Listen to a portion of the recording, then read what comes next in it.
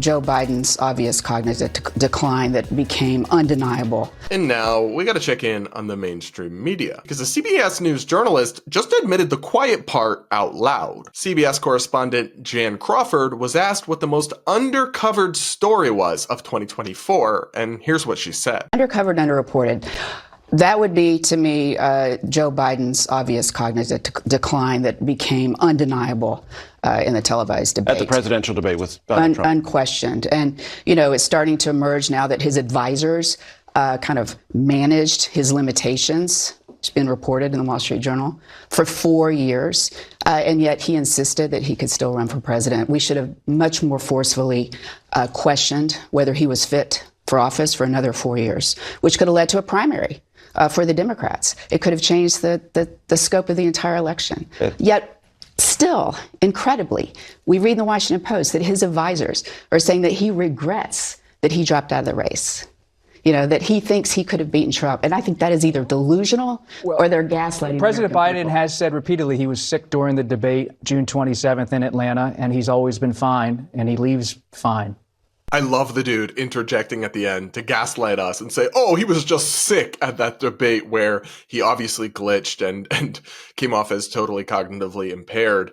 Babe, I've never had a cold that gave me brain damage, okay? Anyway, this clip is kind of maddening because in a sense, you want to give Jan credit for admitting the truth, that the media horrifically downplayed, denied, and gaslit the public about Biden's obvious cognitive decline.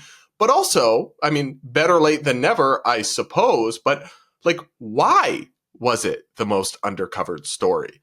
Because of you and your network and the people around you at this table. It's like you're pointing out this shortcoming, but also seeming to not really take accountability for it. That it was your profession and your industry that totally failed to challenge the insane denials and gaslighting and downplayed lots of the very real images and videos of Biden clearly having lost a step or 10 as deep fakes or as right-wing propaganda, or talked about how he was the sharpest he's ever been behind closed doors and all this. Meanwhile, here is what Biden has actually been up to. In case you forgot, this guy still has the nuclear button over his couple of years in the presidency.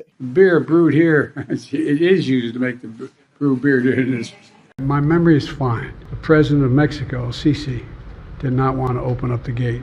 A solid meeting with Mitterrand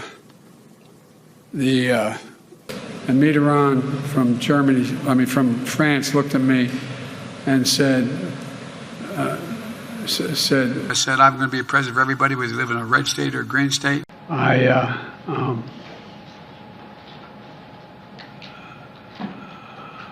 Anyway, I don't want to. And making Roe v. Wade. The best way to get something done, if it holds near and dear to you that you like to be able to, anyway, of Putin's kleptocracy, yeah. $159 billion left. America is a nation that can be defined in a single word. I was going to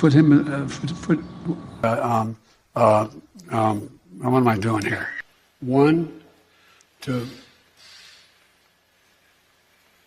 Gang, I'm going to pronounce Shanga. And yet the media did, as Jan admits now, much too late, fail to accurately cover this and call this out for not just the concerning issue that it was, but the national security threat that it very clearly has posed and poses to this day. It's also interesting to me how this CBS News correspondent, Jan Crawford, frames the issue with them having failed to cover this story, in part saying, and that hurt the Democratic Party, because if we'd been more honest about this and we'd pointed out that Biden had lost it, we could have had a primary and they could have put someone else up instead of Kamala, who might have been able to beat up Trump, actually beat Trump in the election. Like, hold up. You work for CBS News as a reporter. You're not supposed to admit that you align with the Democratic Party. Like, we all know that, but you're not supposed to be out here saying that quiet part out loud, are you? I mean, there is a sense where she said she could just be saying, like, this could have been the practical impact of it. But when you combine this with the kind of hyperbolic and alarmist tone that these networks take towards Trump, it seems pretty clearly that she and many of her colleagues in the media wish that somebody else had been the nominee and that they'd had a primary and that they could have beaten Trump, the Democrats, with a sharper candidate rather than Kamala being forced in at the last minute because they covered this up for so long until it was too late, until that debate where everything just went horribly, horribly wrong for Biden. They only then admitted what we'd all known for some time and what they'd called us liars and fake news and conspiracy theorists for suggesting that Biden's brain was cooked, that it was mush, that he was spent, that he was washed up, that he needed to be